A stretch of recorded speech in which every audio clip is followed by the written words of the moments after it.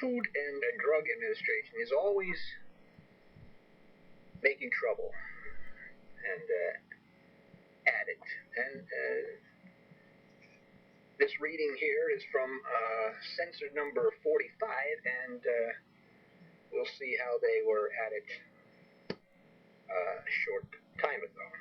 This title is Stop the FDA. The United States Food and Drug Administration is at it again. Every year or so since its founding in 1938, the FDA attacks the health promotion industry and those Americans who take nutritional supplements. This year, Gary Dykstra, Deputy Commissioner of the FDA, said at the 1992 NNFA meeting in Nashville, Tennessee, that 1. FDA intends to lower vitamin potencies to those in food. 2. FDA intends to classify higher doses of vitamins and minerals and other dietary supplements as unsafe food additives. 3. FDA plans to make amino acids prescription items. And 4. The FDA wants to classify herbs as drugs. 5. FDA will not allow truthful, non-misleading health claims based upon the current state of scientific knowledge.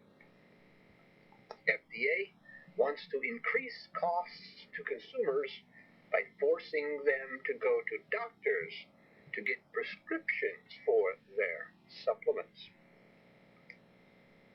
A glance back at the more than 27 terrorist raids conducted this year by the FDA on doctors such as Jonathan Wright shows that the FDA loves to persecute people involved in the health promotion industry. Anyone with half his brain not tied behind his back is aware that the FDA has a blatant bias against nutritional supplements. FDA considers supplements worthless and dangerous.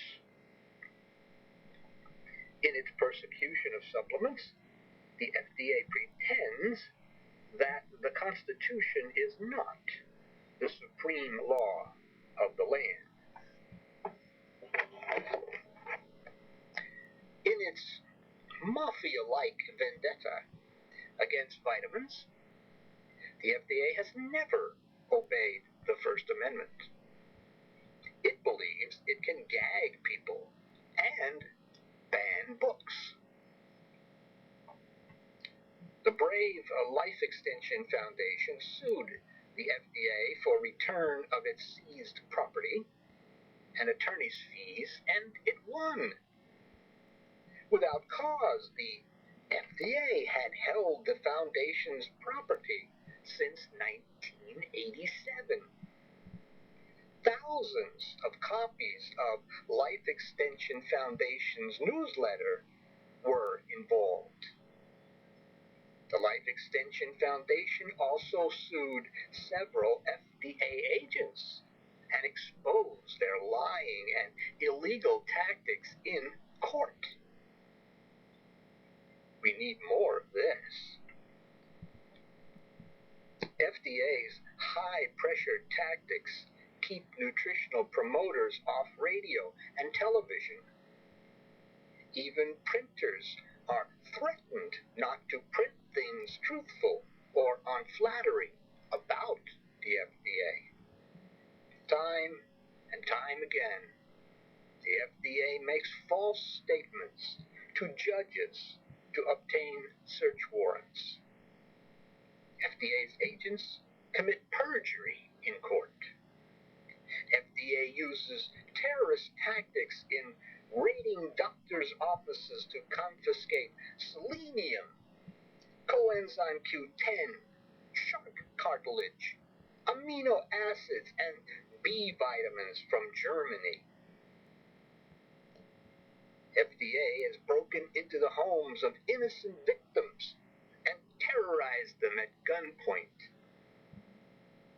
FDA has still not allowed the uncontaminated tryptophan back on the market, since it can successfully compete with the drug Prozac in helping those with depression.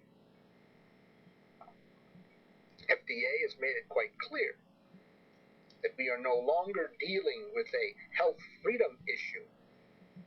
The FDA has declared war on all Americans who believe in freedom of choice. The FDA has turned our country into a police state. The FDA laughs at due process. FDA must be punished and forced to stop raping and spitting on our Constitution. What is behind all this illegal and crazy behavior exhibited by the FDA? Here is the answer in the FDA's own words. Quote, supplements may cause a disincentive to pharmaceutical development, unquote. FDA is an ass kisser for the drug companies. Where's competition? Who appointed the FDA the protector of the drug industry? Who cares if drug companies don't have an incentive to develop harmful and costly drugs when nutritional supplements can do a better job? It's time for the American people to act. FDA defines drugs as substances, natural or man-made, for which the seller makes a health-related claim. According to this stupid definition, air is a drug. The Rogers-Proxmire Amendment to the Federal Food, Drug, and Cosmetic Act limits FDA's authority to regulate only if the agency can show that the product is adulterated or unsafe. To date, the FDA has continuously violated this law. FDA never proved that tryptophan itself was unsafe. It did prove that one batch from Japan was adulterated. So why isn't tryptophan back on the market?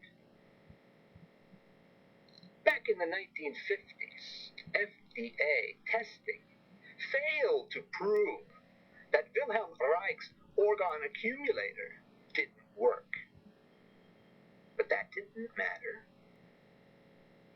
One of the problems with the FDA is that there is no accountability.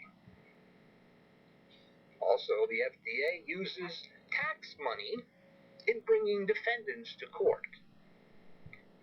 These defendants have little money to get justice in the courts, while the FDA has deep pockets.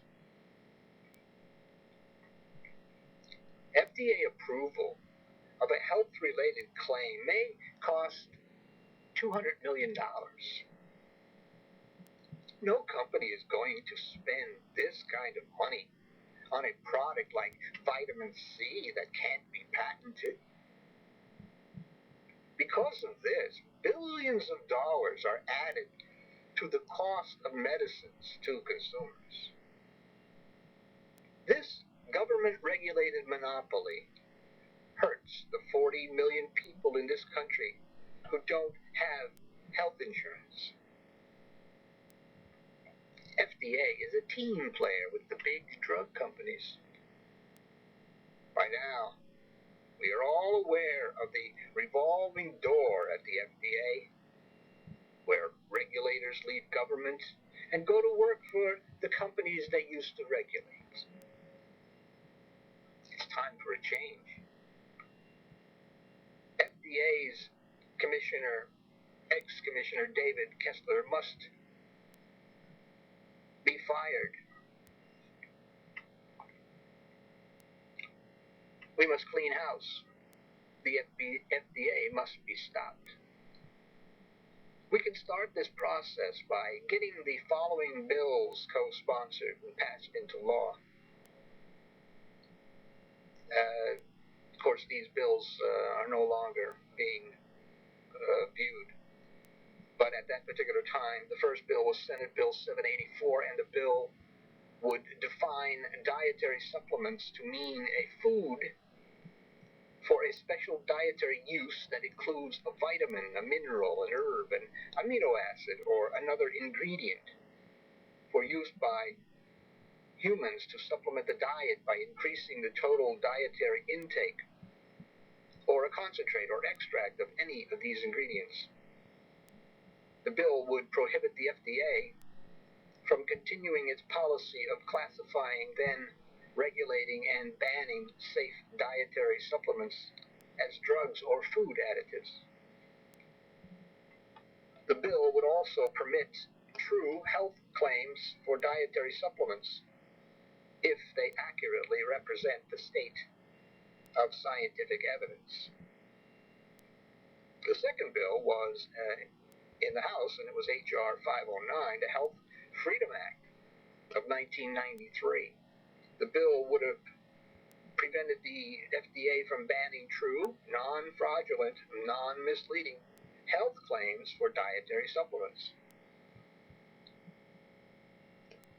On June 18th, 1993, the FDA published its dietary supplement regulations, which would allow it to establish and enforce on attainable standards that must be met before any true health claim could be made for a dietary supplement.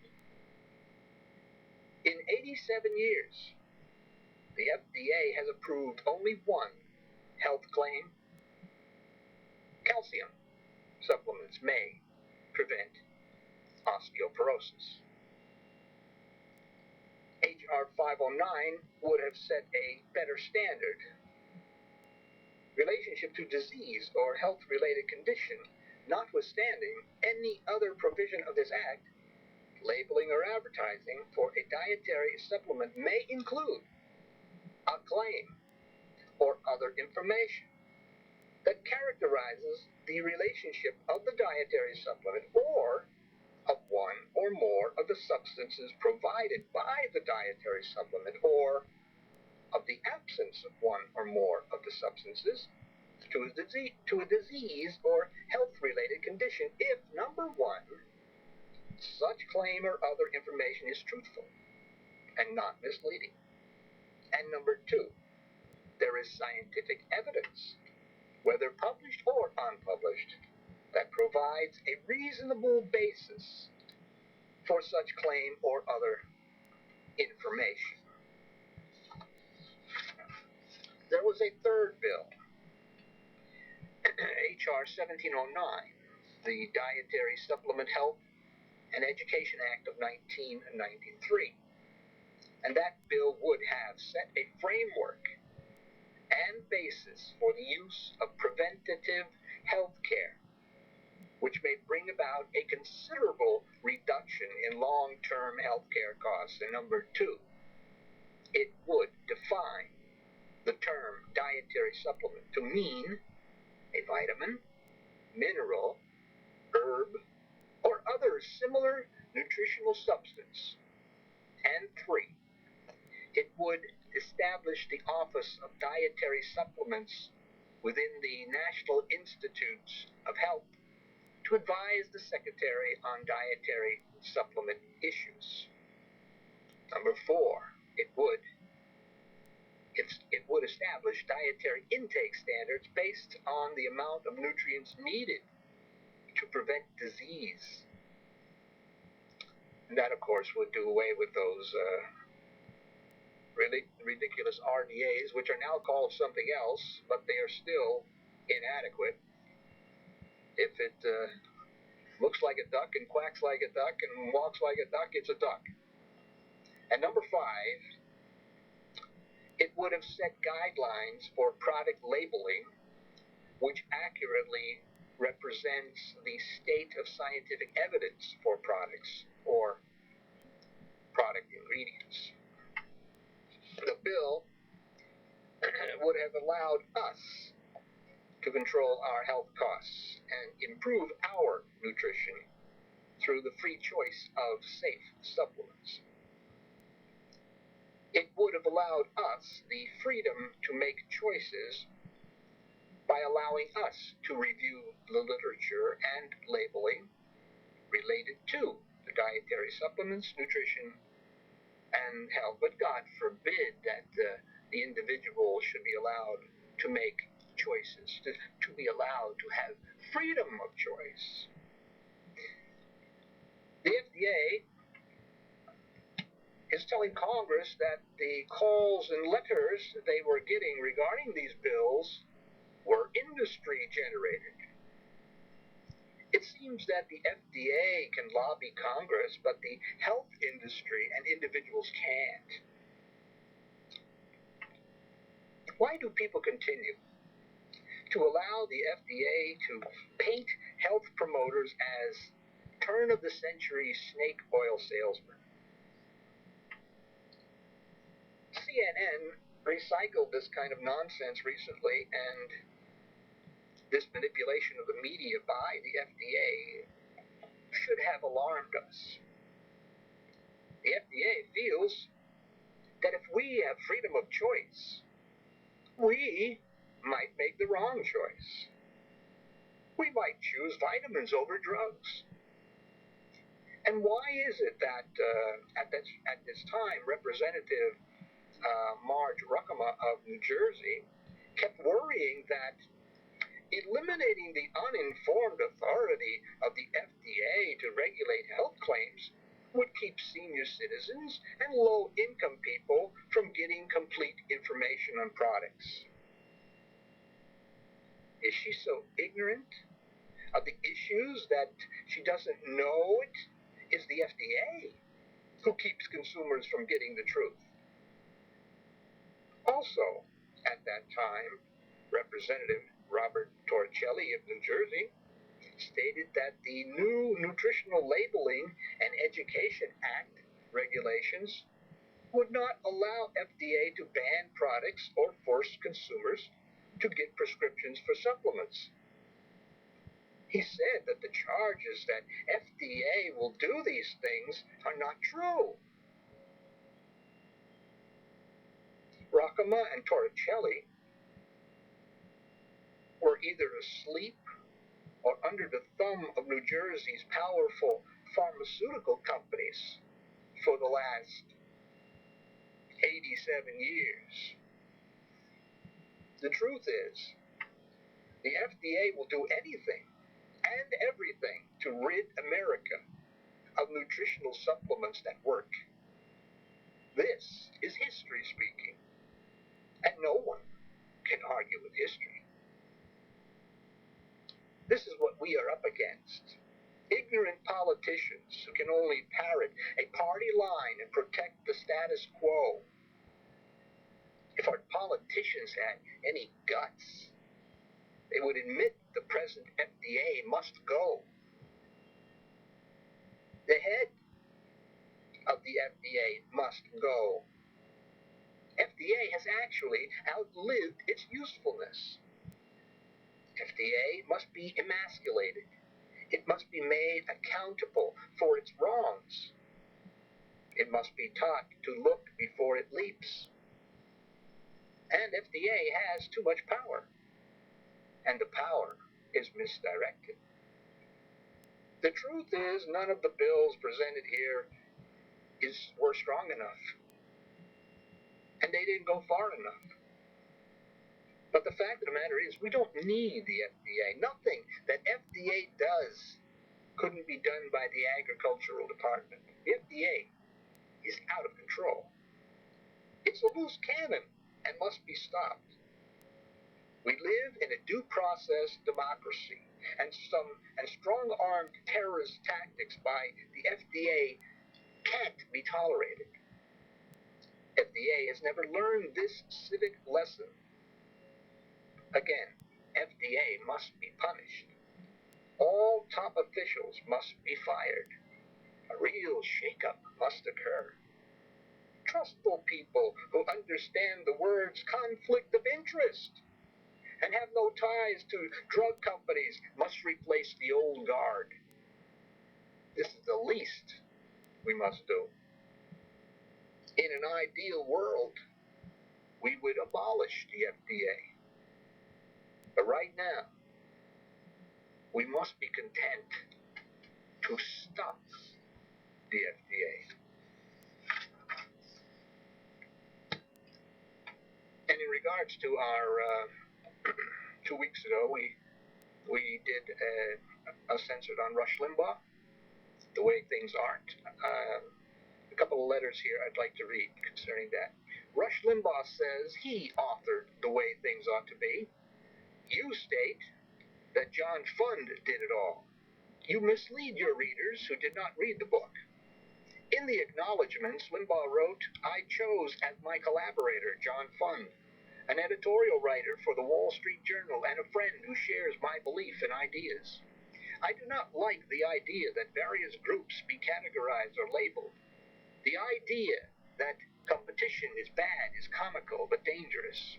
Competition makes life work. It forces the best out of us to be successful and have an abundant life. And this is my answer. You make my point. Nowhere on the book jacket, title page, or front plates does one see John Fund's name. On all the bestseller lists, it reads by Rush Limbaugh. I will state again that Rush Limbaugh is no writer. He now complains on his radio show that writing his second book is a big hassle and will be his last. The fact is, it was all a marketing ploy. John Fund's name would have not sold the book.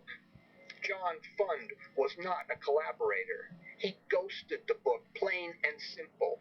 Rush Limbaugh is not a writer. As to your ideas on competition, let me just say that the Bible reveals that competition is the way of Satan. Also, your letter compared liberalism and Marxism. It must be remembered that Marxism is an economic theory, while liberalism is a check on a state power. Liberalism derives from Mill, Locke, and Hobbes. Liberalism derives from liberty, individual liberty. Also, at that time, there was an article in the U.S. News and World Report regarding Rush Limbaugh, and I wrote them a letter. I wrote a letter to U.S. News and World Report regarding their August 16th, 1993 article concerning Rush Limbaugh entitled, What a Rush. In the article, it was stated that there was no liberal counterpart to Rush Limbaugh out there. I informed them that I was the liberal counterpart to Rush Limbaugh, and that I have been mouthing off for 15 years. I pointed up some issues where Limbaugh is wrong, biased, and bigoted. To date, my letter has not appeared in the magazine. The week after the article, the magazine published an issue that contained no letters. What gives? I guess they are friends of Rush and don't want to advertise that William J. Eisenman is the liberal counterpart of Rush Limbaugh. The end. Hi, this is William Morrow. Are you one of those people who join a health club, and after they have your big, overpriced annual membership, you notice that you're on your own with little or no results even after all the promises? Then the website Personal Trainer is for you. Thank you very much, William H. Morrow III. So you lost another argument with a conservative, right-wing Republican. He talked over you? He screamed and yelled. He brought out the Bible. He thumped it. He quoted scripture to you.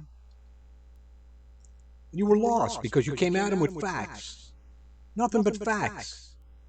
And you expected that would make you look good. That would make you win the argument, but it didn't. You know why you lost the argument? You know why you're going to lose your next argument? Because you don't read Censored. Censored, the 30-year-old newsletter that shows you how to defeat a conservative.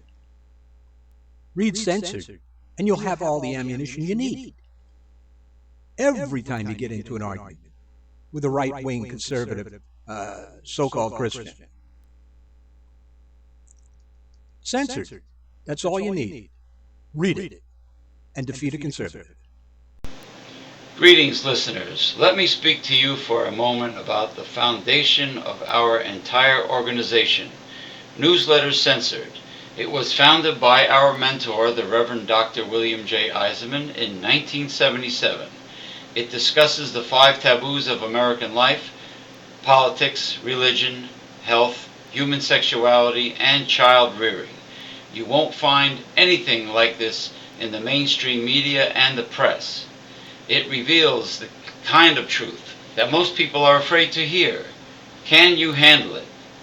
We are living in the end times, so in order to defeat a conservative and save America, you need Newsletter Censored. Go to www.newslettercensored.com, click on the printable order form page, and with your gift to support this work, get your free annual subscription. This is James P. Madonna of Megalife 21, the hardest hitting internet talk radio station on the planet.